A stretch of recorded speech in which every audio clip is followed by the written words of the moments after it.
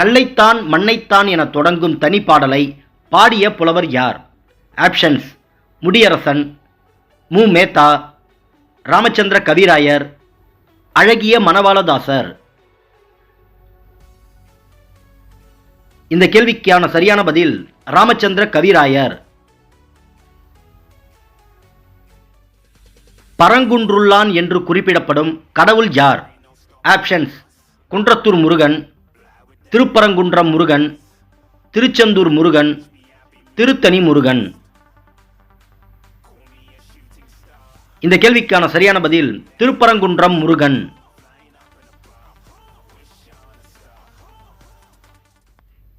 தனிப்பாடல் திரட்டு எனும் பெயரில் தொகுக்கப்பட்டுள்ள பெரும்பாலான பாடல்கள் அனைத்தும் எத்தனை ஆண்டு முதல் எத்தனை ஆண்டுக்குள் பாடப்பட்டவையாக கருதப்படுகிறது? ஆப்ஷன்ஸ்: 100 முதல் 150 ஆண்டுக்குள், 150 முதல் 200 ஆண்டுக்குள், 200 முதல் 250 ஆண்டுக்குள், 200 முதல் 300 ஆண்டிற்குள். இந்த கேள்விக்கான சரியான பதில் 200 முதல் 300 ஆண்டுக்குள். துன்பத்தையும் நகைச்சுவையோடு சொல்வதில் வல்லமை கொண்ட புலவர் யார்? ஆப்ஷன்ஸ்: ராமானுஜ கவிராயர், ராமச்சந்திர கவிராயர், முடியரசன், உடுமலை நாராயணகவி. இந்த கேள்விக்கான சரியான பதில் ராமச்சந்திர கவிராயர்.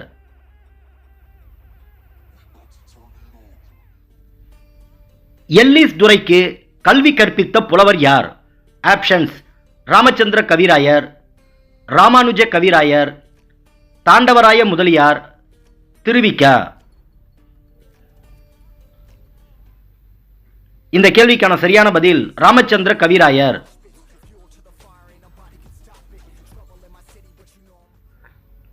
ராமச்சந்திர கவிராயர் அவர்கள் சென்னை கல்வி சங்கம் சார்பில் யாருடன் இணைந்து சதுரகராதியை வெளியிட்டார்? ஆப்ஷன்ஸ்: ராமானுஜ கவிராயர், இரட்டை புலவர், காலமேக புலவர், தாண்டவராய முதலியார். இந்த கேள்விக்கான சரியான பதில் தாண்டவராய முதலியார். ராமச்சந்திர கவிராயர் அவர்கள் சதுரங்க ராதியை வெளியிட்ட ஆண்டு எது? ஆப்ஷன்ஸ்: 1801 ஆண்டு, 1820 ஆண்டு, 1824 ஆண்டு, 1813 ஆண்டு. இந்த கேள்விக்கான சரியான பதில் 1824 ஆண்டு. நவபங்கி, சதபங்கி ஆகிய சித்திர கவிகள் பாடுவதில் வல்லமை கொண்ட புலவர் யார்? ஆப்ஷன்ஸ்: ராமச்சந்திர கவிராயர், இரட்டை புலவர், காலமேக புலவர், தாண்டவராய முதலியார். இந்த கேள்விக்கான சரியான பதில் ராமச்சந்திர கவிராயர்.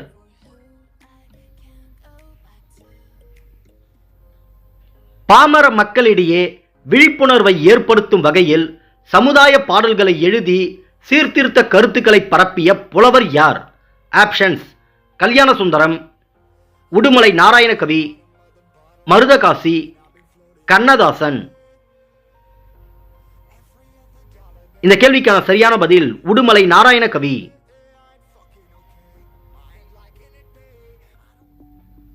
தமிழக மக்களால் பகுத்தறிவு கவிராயர் என்று அழைக்கப்பட்ட புலவர் யார்? ஆப்ஷன்ஸ்: பட்டுக்கோட்டை கல்யாணசுந்தரம், கி. ஜீவானந்தம், நாராயணகவி, கண்ணதாசன். இந்த கேள்விக்கான சரியான பதில் நாராயணகவி.